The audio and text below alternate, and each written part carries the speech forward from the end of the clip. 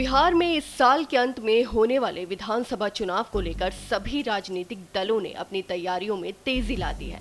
जी हां, इसी सिलसिले में राज्य के मुख्यमंत्री नीतीश कुमार भी लगातार नई नई घोषणाएं कर रहे हैं ताकि जनता का विश्वास जीत सके और उन्हें एक बार फिर सत्ता में वापसी का मौका मिल सके। हाल ही में उन्होंने आशा और ममता कार्यकर्ताओं के मानदेय में वृद्धि की है। अब उन्होंने रसोइयों, रात्रि प्रहरियों और शारीरिक शिक्षा एवं स्वास्थ्य अनुदेशकों के मानदेय में भी उल्लेखनीय बढ़ोतरी की घोषणा की है।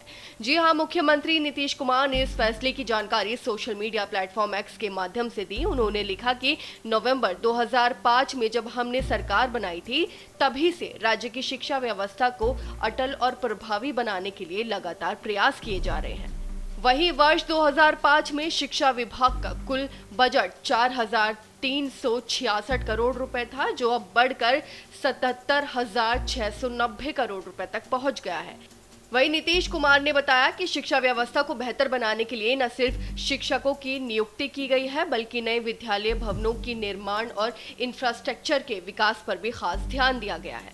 उन्होंने दावा किया कि इन प्रयासों से राज्य की शिक्षा व्यवस्था में व्यापक सुधार हुआ है। वहीं मुख्यमंत्री ने बताया कि राज्य में मिड डे मील योजना के तहत कार्यरत रसोइयों की भूमिका को देखते हुए उनका मानदेय 2 गुना कर दिया गया है। जी हाँ, पहले रसोइयों को हर महीने 1,650 रुपए मिलते थे, जिसे अब बढ़ाकर 3,300 रुपए कर दिए गए हैं।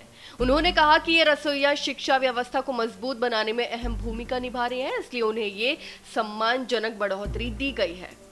इसके अलावा उन्होंने माध्यमिक और उच्च माध्यमिक विद्यालयों में नाइट गार्ड्स के मानदेय में भी 2 गुना वृद्धि की घोषणा की है। पहले इन कर्मियों को 5,000 रुपए प्रति माह मिलते थे, जिसे बढ़ाकर 10,000 रुपए कर दिया गया है। इसी तरह शारीरिक शिक्षा एवं स्वास्थ्य अनुदेशकों के मासिक मानदेय को भी 8,000 रुपए से बढ़ाकर 16,000 रुपए कर दिया गया है। मुख्यमंत्री ने यह भी घोषणा की कि इन अनुदेशकों की वार्षिक वेतन वृद्धि अब 200 रुपए से बढ़ाकर 400 रुपए कर दी गई है। ये फैसला इन कर्मचारियों की मेहनत और योगदान को मान्यता देने के उद्देश्य से लिया गया है।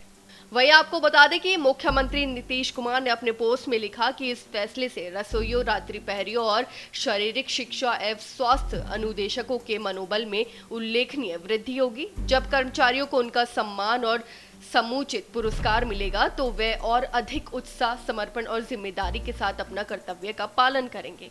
राजनीतिक विशेषज्ञों का मानना है कि नीतीश कुमार की घोषणा आगामी चुनावों की रणनीति का हिस्सा है। इससे वे उन तबकों को साधने की कोशिश कर रहे हैं जो राज्य की शिक्षा व्यवस्था में जमीनी स्तर पर काम करते हैं और जिनकी संख्या लाखों में है। ये सभी कर्मचारी ग्रामीण और अर्ध शहरी क्षेत्रों में कार्यरत है, जहां वोटिंग प्रतिशत आमतौर पर ज्यादा होता है। इस प्रकार मुख्यमंत्री नीतीश कुमार का ये कदम न सिर्फ शिक्षा व्यवस्था को मजबूती देने की दिशा में एक प्रयास है, बल्कि एक मजबूत चुनावी संदेश भी है कि सरकार उन लोगों के साथ खड़ी है जो जमीनी स्तर पर राज्य के विकास में योगदान दे रहे हैं।